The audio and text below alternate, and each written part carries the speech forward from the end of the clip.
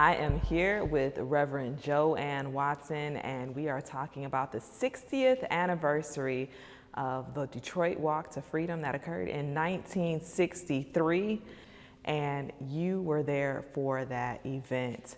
What was your experience on that day? It was a magnificent day.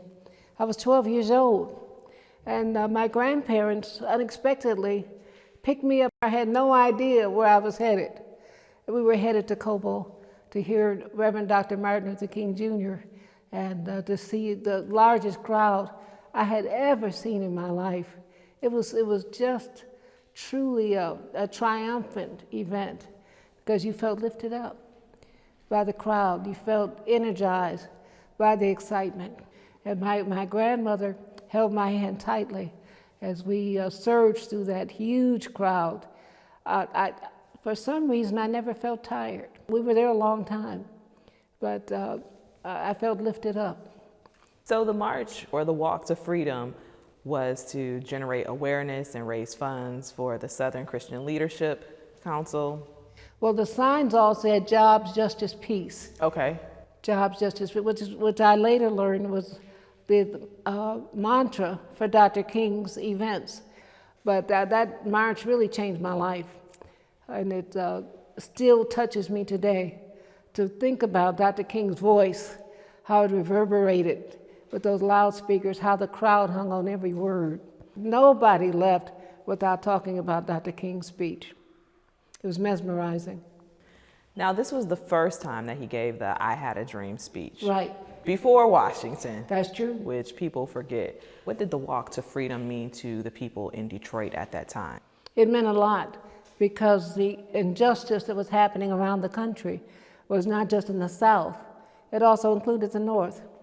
There were housing issues, employment issues. We had police brutality in Detroit that was unaddressed.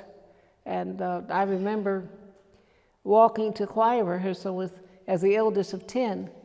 The girls never got stopped, but the boys in my family would get stopped frequently by police for nothing.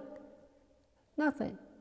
And so we witnessed injustice, and there was a need to have a march in Detroit. We felt that Detroit was part of the movement. So not only organized labor, but block clubs, community groups, youth groups. We felt a part of it. We felt a part of what was happening. You've had a career in public service, serving for the YWCA as the executive director for the Detroit branch, the assistant executive director for the national YWCA, served on city council, the community liaison for Congressman John Conyers. At 12 years old, did you know this was going to be your path? I had no idea. Didn't know what I was going to be doing. I just knew that I was going to try to make a difference in my life. Reverend Dr. C.T. Vivian was a mentor of mine, and he was one that Dr. King called the greatest preacher who ever lived. I was certainly mentored by Dr. Dorothy Irene Height, who I loved and respected. She was actually the highest ranking black woman in the YWCA of the USA. But she saw all of us as her mentees. We were all her children. I was mentored by Mother Rosa Parks, who I loved and respected. She lived in Detroit more years than she lived in Montgomery, Alabama. And we both worked for Congressman John Conyers. She would go to reparations conferences with me. So I'm very blessed, very blessed. I didn't ask for it, could not have hoped for it, but it came into my life.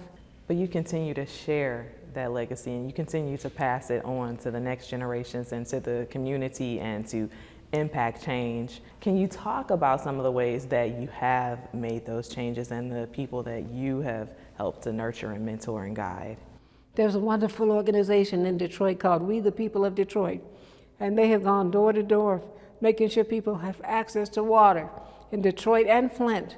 They have been galvanizing and organizing around the country and of course in Detroit to make sure that people keep their water on, have access to water. So I've made water as a human right an important part of my legacy and made sure that there's somebody following me who will carry that on in a generational way. Something people may not know about you as you spoke of youth, is that you were on the board of American Girl, I was. the doll company. And you had an impact on one of the dolls that was created, Melody. I did. Tell us a little bit about Melody and the inspiration for Melody.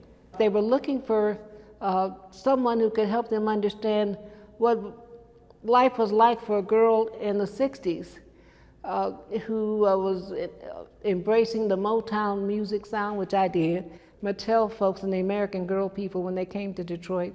And I drove them all around the city to show them all the things that made Detroit so unique and special. And also to talk about how Detroit was proudly a part of that '63 march. What can people do today to celebrate the 60th anniversary of the Detroit Walk to Freedom?